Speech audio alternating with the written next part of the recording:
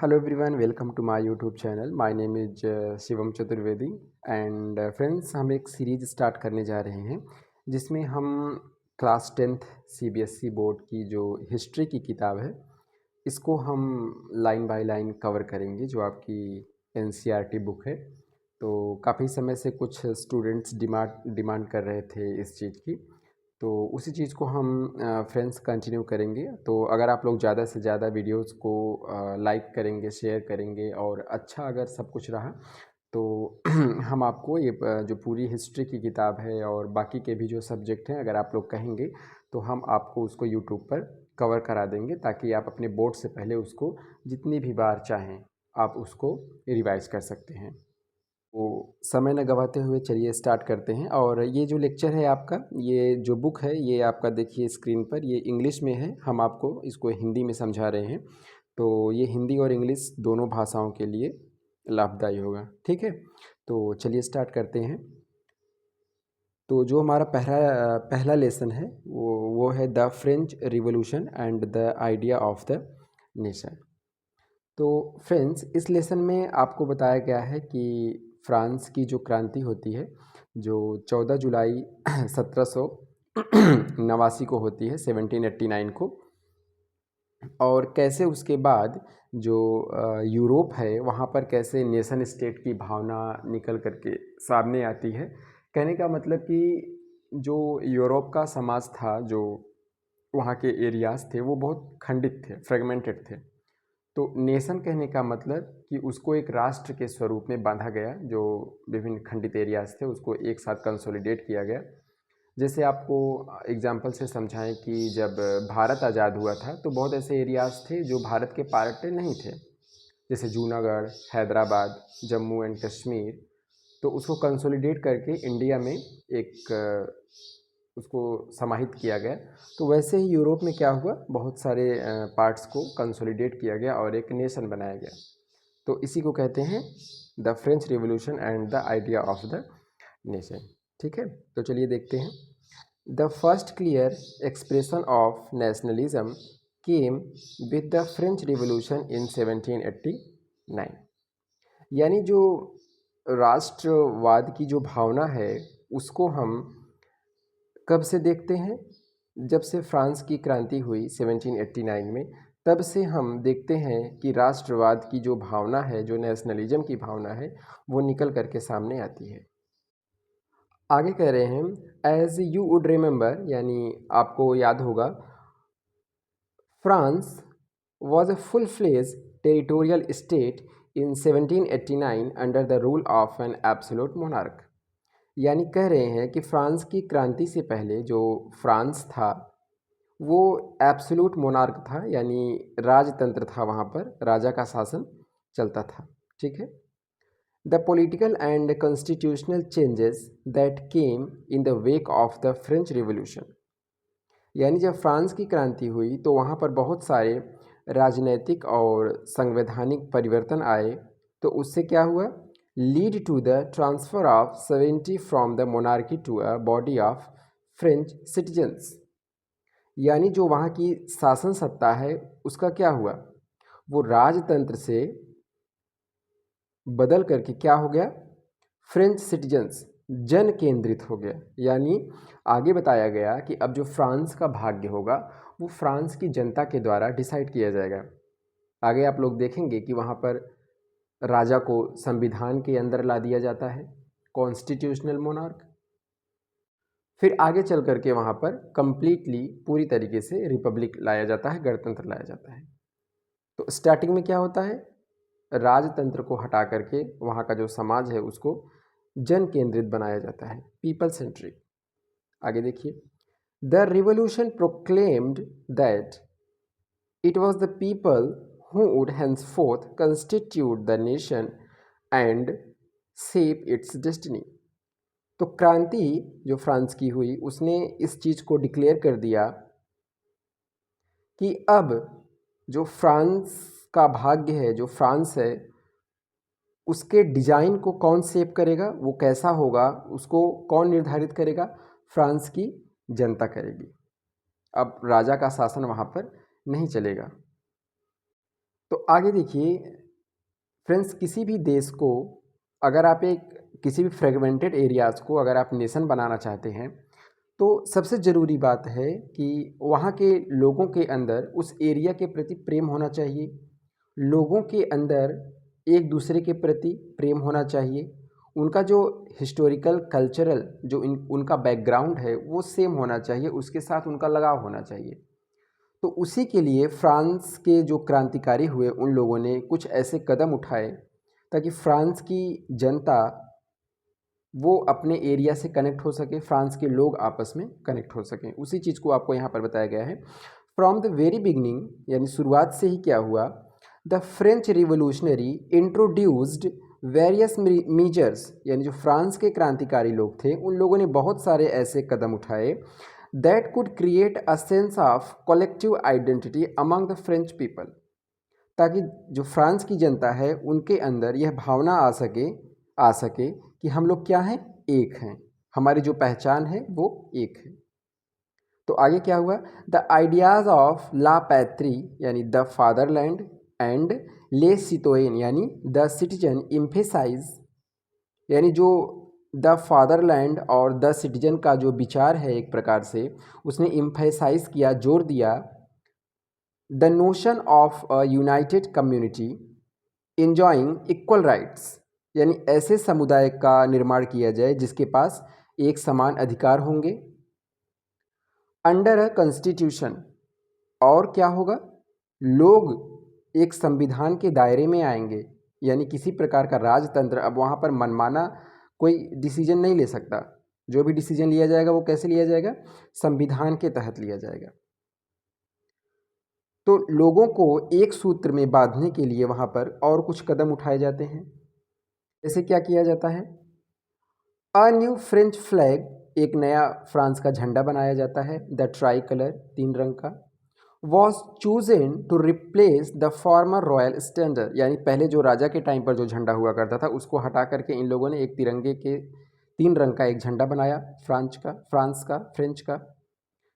The state general was elected by the body of active citizens and renamed the National Assembly। तो friends, इस line को समझने के लिए आपको थोड़ा सा अब यहाँ पर हिस्टोरिकल बैकग्राउंड समझना होगा। देखिए होता क्या था, फ्रांस का जो समाज है वो 3 हिस्सों में बटा हुआ था।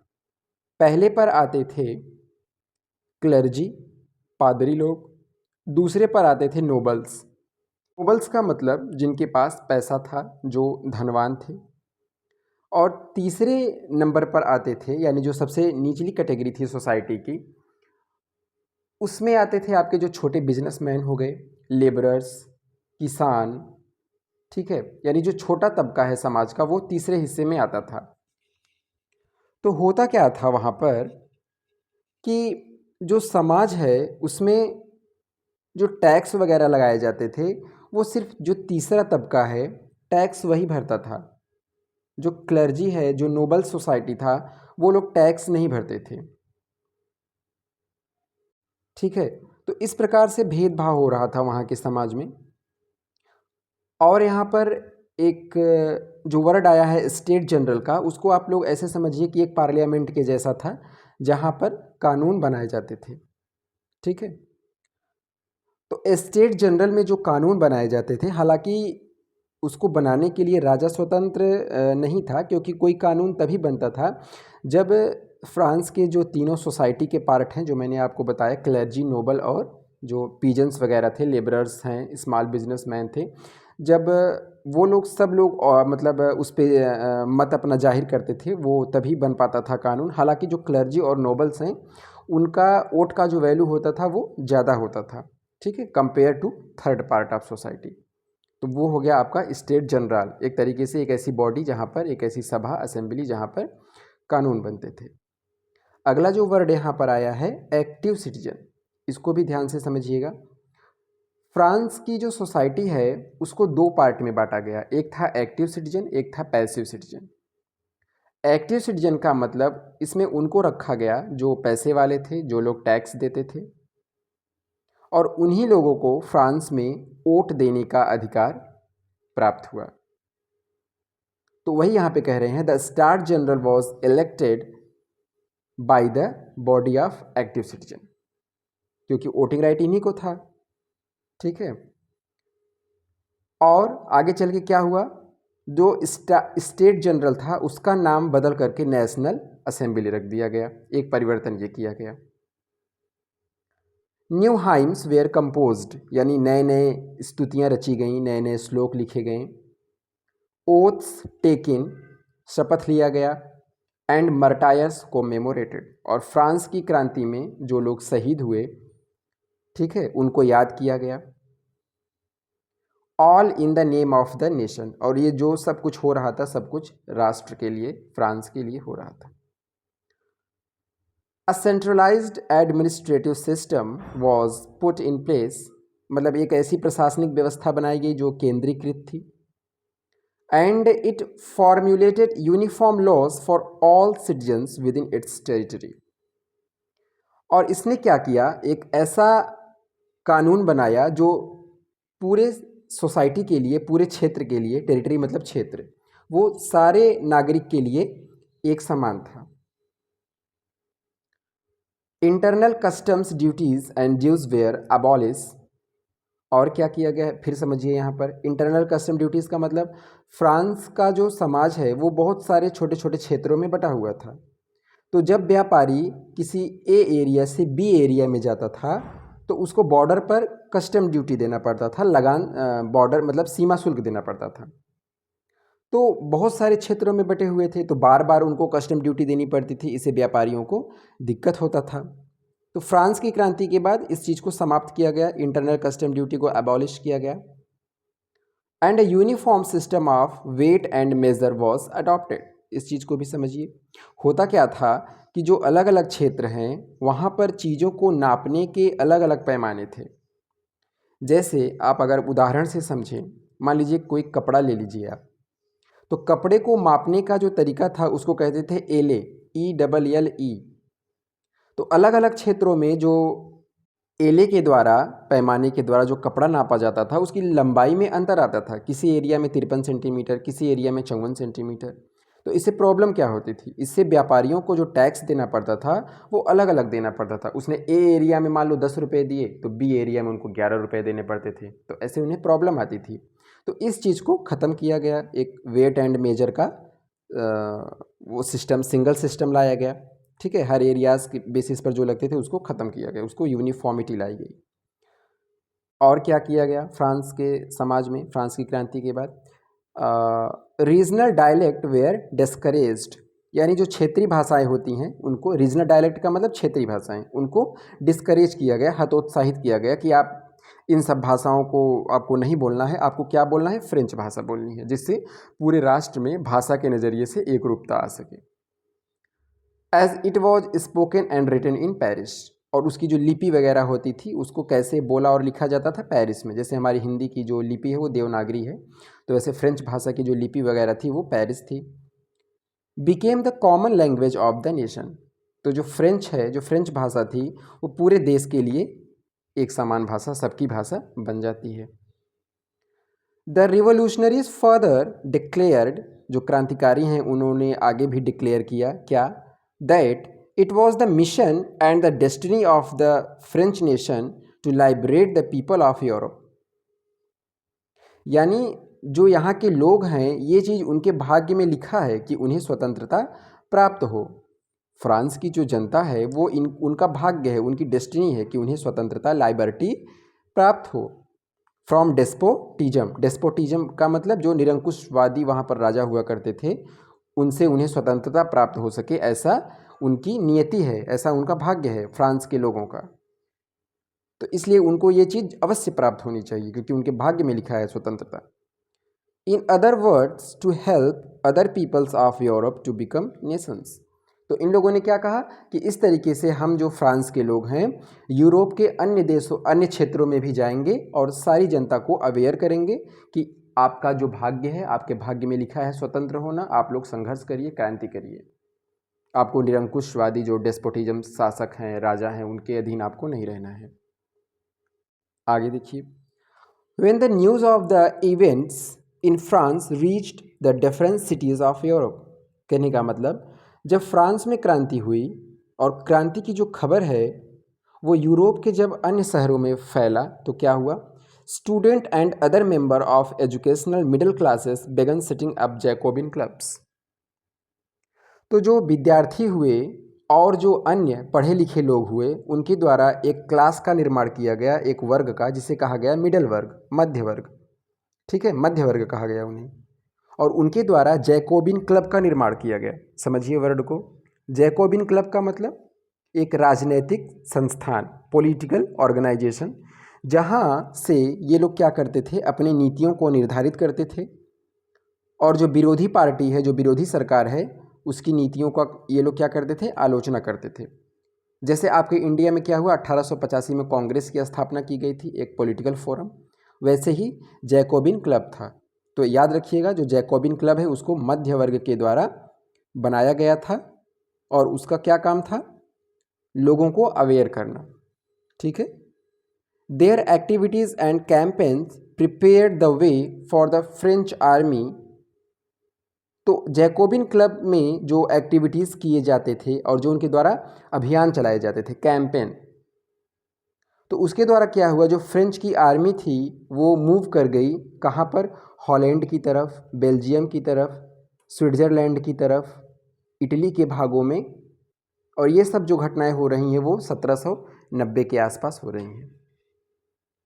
तो वो लोग देखिए क्या कर रहे हैं, फ्रांस के बाद बाकी के एरियाज़ में भी फैल रहे हैं और वहाँ भी स्वतंत्रता लाने की कोशिश कर रहे हैं। With the outbreak of the revolutionary Wars, यानी ये जो क्रांतिकारी युद्ध चल रहे हैं, जब ये स्टार्ट हो गया, इसका प्रकोप आ गया, आउटब्रेक मतलब प्रकोप, क्रांति का जो प्रकोप है वो फैल गया। The French armies began to carry the idea of nationalism abroad. तो जैसा कि आपको आरंभ में ही बताया गया कि फ्रांस की क्रांति से ही राष्ट्रवाद की जो भावना है उसका आविर्भाव हुआ। तो फ्रांस की क्रांति के बाद फ्रांस की जो सेना थी उसने क्या किया, अन्य क्षेत्रों में भी राष्ट्रवाद की भावना को फैलाया। अन्य क्षेत्रों का मतलब जैसे हॉलैंड में, बेल्जियम में, स्विट्ज़रलैंड, इटली वगैरह में। ठीक है। तो फ्रेंड्स आज हम इतना ही रखते हैं इस वीडियो में। जैसा आप लोगों का रिस्पांस रहेगा, आप लोग ज़्यादा से ज़्यादा वीडियो को शेयर करिएगा। ठीक है। और भी अगर कुछ समझाने में कोई आप लोगों को कोई रिफॉर्म चाहिए तो आप लोग उसको रिकमेंड कर सकते हैं। तो ज़्यादा से ज़्यादा आप लोग वीडियो को लाइक करिएगा और अपने फ्रेंड्स को भी शेयर करिएगा। इसके आगे हम अगले वीडियो में आपको एक साथ हम लोग पढ़ेंगे। ठीक है। Thank you so much. Bye bye.